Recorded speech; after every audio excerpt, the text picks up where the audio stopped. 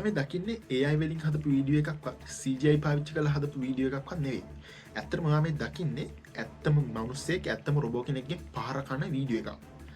ඉතින් මේ සිද්ධිය වාර්තා වෙන්නේ චීනෙන්. මේ පහර කැමරට ලක් වෙන්නේ එන්ජින් AI කියන සමාගමේ CEO. ඉතින් මේ පහර දෙන්නේ ඒ සමාගමේම නිෂ්පාදනයක් වන T800 කියන රොබෝ. ඉතින් ඇත්තම කිව්වොත් මේ රොබෝ ෆයිට් රොබෝ කෙනෙක්. ඒ කියන්නේ මේ රොබෝ කොම්බැට් රොබෝ කෙනෙක්. මේ රොබෝ නිර්මාණය කරලා තින්නේ ගහ ගන්න වගේ ෆයිටිං වැඩවලට, ෆයිටිං දේවල් වලට. ඉතින් මේක කරන්න හේතුව තමයි මේ වගේ වීඩියෝ එකක් කරන්න හේතුව තමයි මේ T800 කියන රොබෝගේ වීඩියෝ කලින් දාලා තිබ්බ Instagram වල එහෙම. ඉතින් මේ රොබෝගේ මේ වීඩියෝ වලට ගොඩක් ප්‍රතිචාර ආවේ මේ රොබෝ ක්‍රියා කරන විදිහෙන්. මේ රොබෝ ගොඩක් CGI එහෙම නැත්නම් AI වලින් හදපු වීඩියෝස්. මේ රොබෝ ඇත්ත රොබෝ කෙනෙක් නෙවෙයි, මෙහෙම ක්‍රියා කරන්නේ නැහැ කියලා.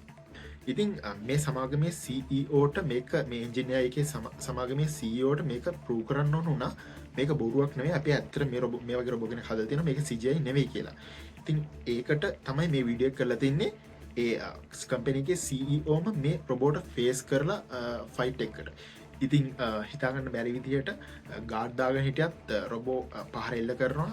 මේ CEO බිමට වැටෙනවා. ඉතින් මේ පහරෙන් පස්සේ CEO කියනවා මම ගාඩ් දාගෙන හිටියේ නැත්තම් අනිවාර්යෙන්ම මගේ ඇටකටු එහෙම බින්දෙනවා කියලා. ඉතින් ඔයාලට තේරෙන්නේ නැති දැන් තාක්ෂණය කොච්චර දියුණු වෙලාද කියලා. මේ රොබෝ තාමත් ස්මූත් විදියට පහර එල්ල කරනවා. ඉතින් මේ කොම්බැට් රොබෝ කෙනෙක් T800 කියලා ඔයාලා සර්ච් කරොත් බලා ගන්න පුළුවන්. එන්ජින් AI එකකින් තමයි මේ රොබෝ නිර්මාණය කරන්නේ. ඉතින් ඔයාලට තේරෙනවා දැන් කොච්චර තාක්ෂණය දියුණු වෙලාද කියලා. ඉතින් ඔයාලට හිතන්නේ මොකද්ද? කමෙන්ට් කරන්න. තව අවුරුදු 10කින් විතර අනිවාර්යයෙන්ම ගොඩක් ලොකු වෙනසක් තියෙන මේ තාක්ෂණය මොනවා වේද කියලා හිතා ගන්න බෑ. කලින් කෝ වගේ ගොඩක් ඩේන්ජරස්. ඉතින් කමෙන්ට් කරන්න. මම ලක්ෂාන් LSTR අපේ ෆලෝ කරන්න මේ වගේ වීඩියෝ දැනගන්න.